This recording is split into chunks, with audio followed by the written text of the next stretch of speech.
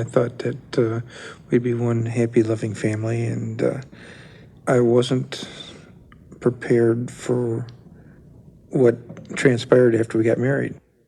When Lynn Beasley married Penny 6 years ago, he badly wanted to be like a dad to her 5-year-old daughter Heather, his new stepchild.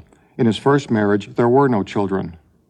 I wouldn't replace her father. I didn't want to replace her father, but I wanted to be a good enough friend and a buddy and all this where we could do things like homework together or go for walks, ride bikes, fly kites, play ball, whatever, things that you usually do with your kids.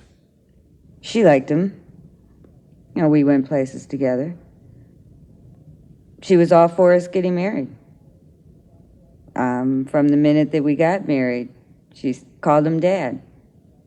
And it wasn't until, 2 weekends later when she went to visit her father that her father said, "I'm your father, he's not." The incident had a profound effect on Heather. To the point where every time that she would goof up and call me father or dad or something like that, she'd freeze in mid-word. If she stubbed her toe and Lynn and I were standing there, she would not go to Lynn with that. She'd come in to say, "Can I have a popsicle?" She wouldn't ask him. She'd ask me. Things got worse. About a year into the marriage, Lynn had had enough. Penny and I weren't getting along very well, and I wasn't getting along well with Heather, and so I felt that it was time for me to leave, and so I moved out. It's gone about a month, and Penny and I sat down one night and talked and put our feelings out on the table, and then I moved back in and tried it again. When you have the determination to try again at step-family living, it helps to understand the kind of family you're in. Penny and Lynn went to see Elaine Horrigan, a clinical psychologist who specializes in step-families. We tend in this country especially to form very tight nuclear families. There's usually a mother and a father and let's say 2 children. A step-family is very different than that. Many times step-families begin by wanting to recreate that or make it even more tightly knit.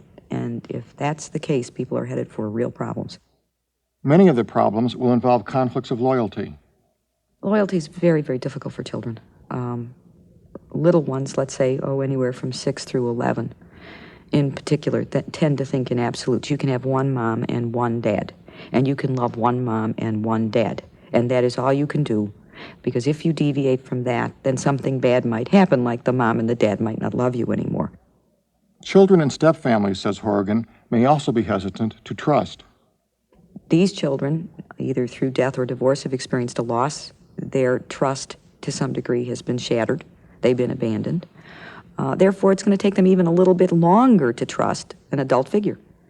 But we tend to forget this, and particularly if a step-parent is warm and caring, they can often become real frustrated because they know they've been giving, and the child may, the more they give, may resist and become more and more resentful and more hostile towards them, and then that's quite painful for the step-parent.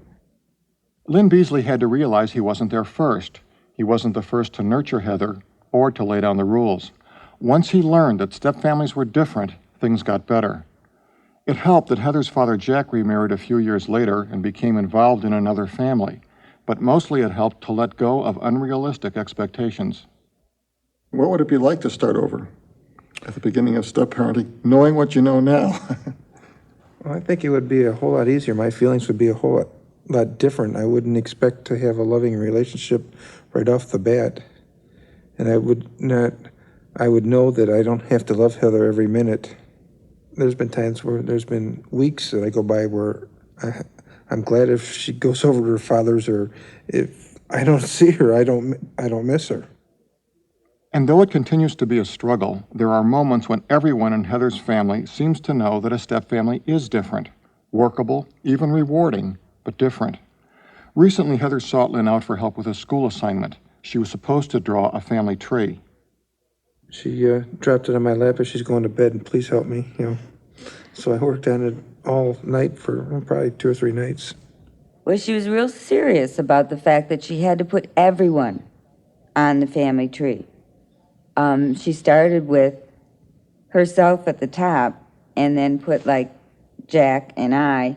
Then she's got her stepfather and her stepmother, and then their families, and then the But mother and father's she was families. worried about that. She said, well, how are all these related? Trying to put them down on a piece of paper was hard. But she did it, and she was very proud of the fact that she turned it in the way she wanted to turn it in. Right, and the tree had a whole lot of branches on it. Yeah, it A whole did. lot of branches.